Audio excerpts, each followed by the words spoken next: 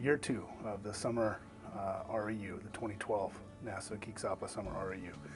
And the emphasis is looking at geospatial applications, so learning a skill set, and then also understanding about climate change and vulnerability in Indian country, and applying those tools to research projects that are relevant to the tribes from which the students come from. So you have students covering everything from water implications in Indian land to looking at IPCC models and forecasting what climate impacts are expected in Indian country, sea level rise, coastal erosion, and a number of issues that are directly important to Indian people, but also that are applied using the geospatial tools, but are certainly in line with what NASA's mission is.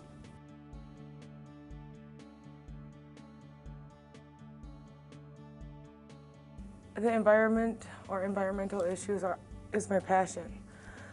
I feel if we don't sustain our own environment, that we won't have one. It's the opportunity of a lifetime to be working with NASA interns and doing studies for my reservation that will benefit them and get the technology that I need to do it. I want to just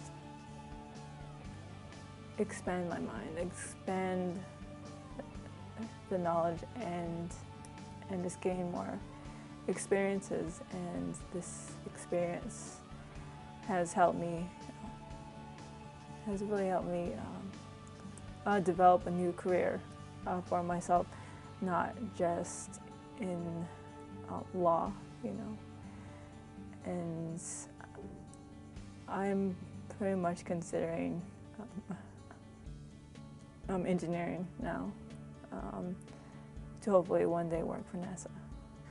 It's a chance at NASA. Everybody's associated with NASA, so it's something new. I want to give it a try, new experiences, and basically see what it's about, and see mostly learning something. The school I've been going to has been giving me a lot of opportunities, so it's kind of like a chance of a lifetime. So that's what I thought.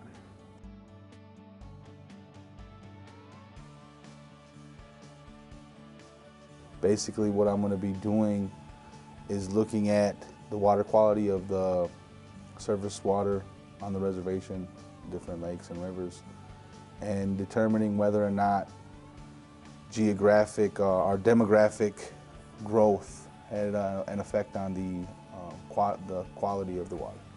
I'm doing water quality on a couple of the lakes. We've got a few lakes that need to be mapped out, so to speak.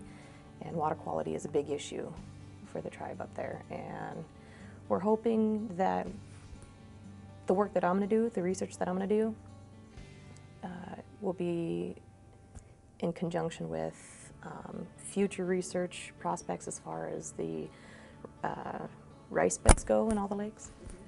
I'm researching blue camas. I'm researching blue camas in the Flathead, on the Flathead Reservation, and that's the Salish and Kootenai Confederated Tribes, or Confederated Salish and Kootenai Tribes. I was talking to a few elders, and they were telling me that blue camas and a couple other plants aren't as abundant as they used to be. You can't really find them as much anymore. So I wanted to investigate that, see what's going on and see how it ties into climate change, or if it does or not.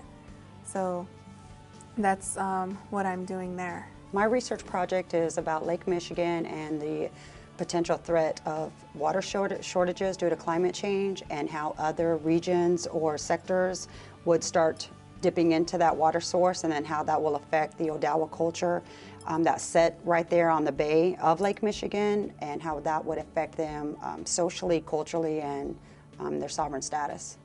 The project I'm doing is a tribe or a village in Alaska, and I'm going to be mapping the past, present, and possibly future of the coastal shoreline of Alaska, and due to the sea level rise, what effects that will have on this shoreline.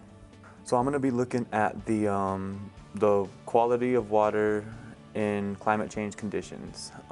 Specifically for the Missouri River, we do have a project up there, the Mini Wechoni Rural Water Project, which is where we get a lot of our water for domestic purposes now. So I'm going to look at the water quality.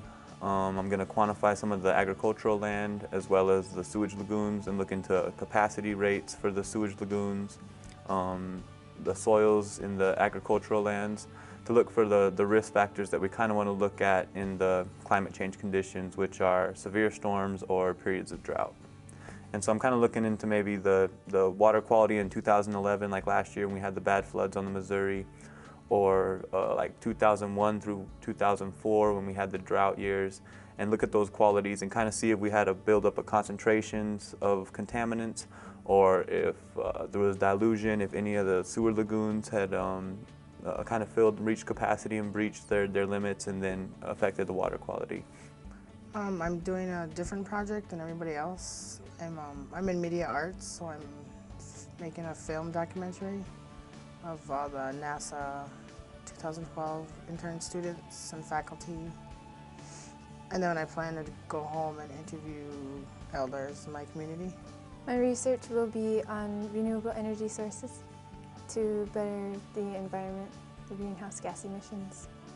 My research project is on eutrophication in the Bellingham Bay, which is, eutrophication means algae growth. The algae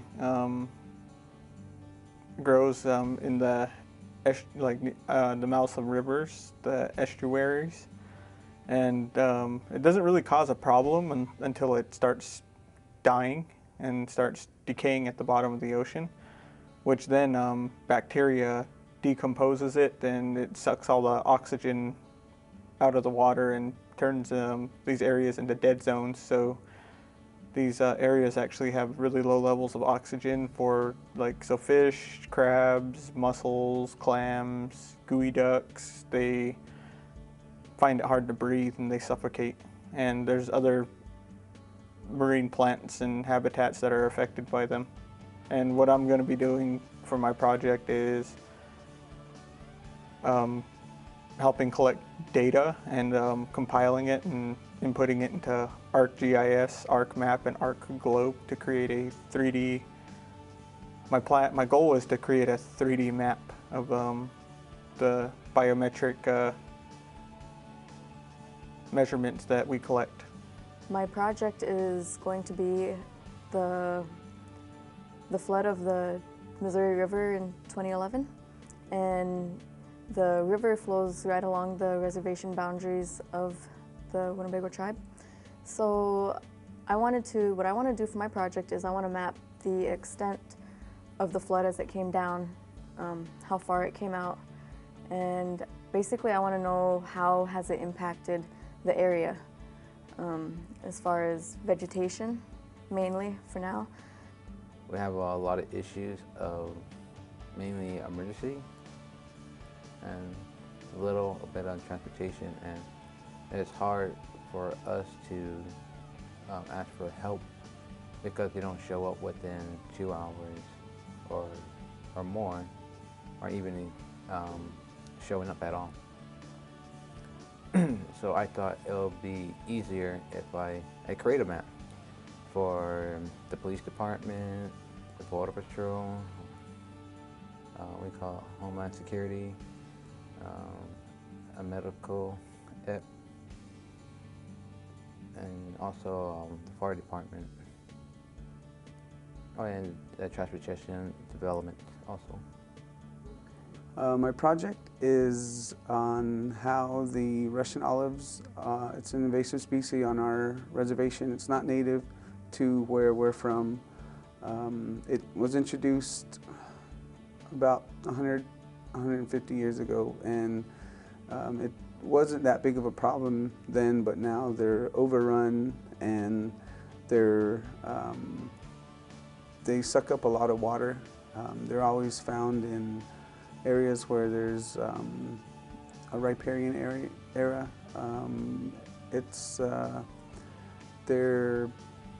They suck up a lot of water, and where we're from, water is pretty, it's precious, so we need all that we can get. My project is to determine the feasibility and location of an alternative energy source on the Navajo reservation, being wind energy or biomass energy. I'm doing it on quantifying current housing structures, which is basically just determine what we have and why do we have it and how good does it work. And then I'm planning on doing research to make a recommendation for the best housing, so it's sustainable and everything. To figure out what's going to happen from the Senate Bill 2109, the Little Colorado River on the Navajo and Hopi reservations. They're trying to buy the water rights to our water, the Dene people, and I want to see how it's going to affect us now, how much we've used it in the past, and if the Navajo Council is to, approve it, what's going to happen in the future.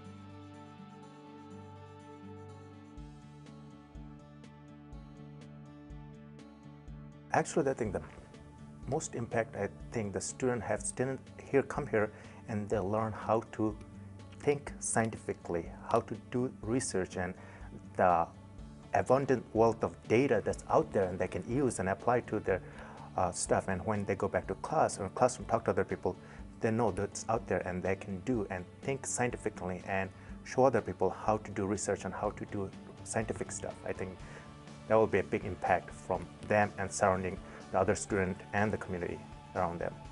It's a wonderful experience. It really gives the students the opportunity to explore, to have new inroads into research, into things that they really need to experience, and to have supportive colleagues who put this programs, who are teaching, and other students who are also engaged in the program. And the added advantage of having to go back and take what they have learned in these 3 weeks and actually apply it for 7 weeks in their environment, in their communities where they need to do this research is a wonderful experience. Because a program like this, like many programs I've seen, isn't there to take the student.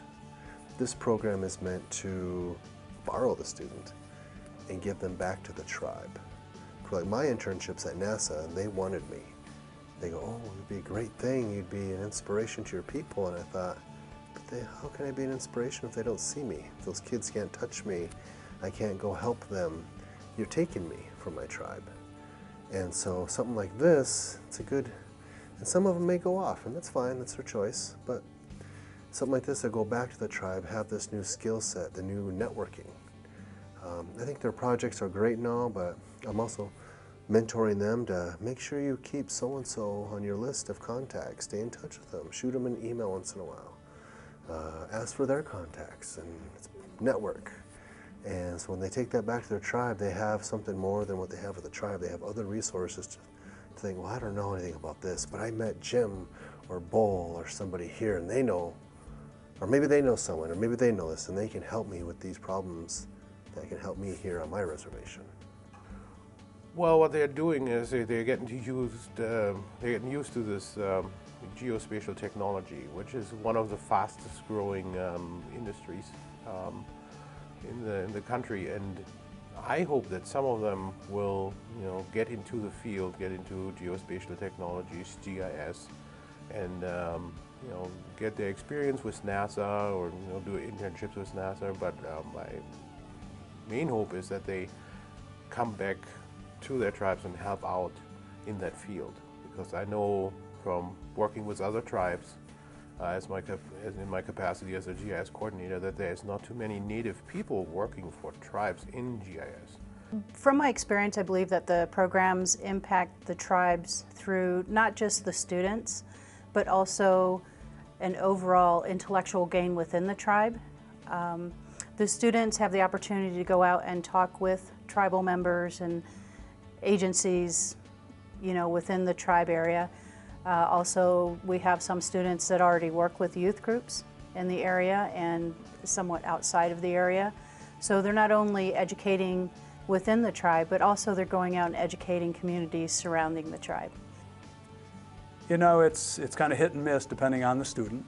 You know, some students go back and make quite a ripple in their communities, others don't. That's true whether they're Native American students or any other group of students. I think what it starts to do is the community realizes that as small, you know, as the very smallest tribal colleges can have a relationship with an organization as large and as important as NASA.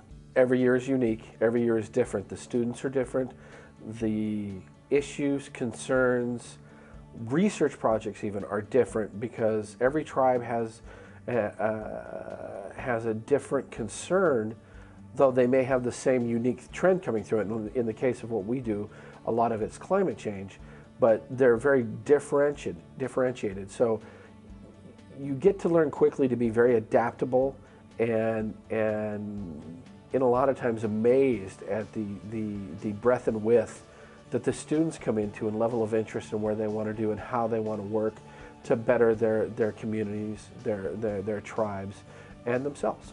And so that's been the most fulfilling and unique thing about working in this project for year one and year two. I'm amazed, and in a good way, the kind of broad impact that these projects have.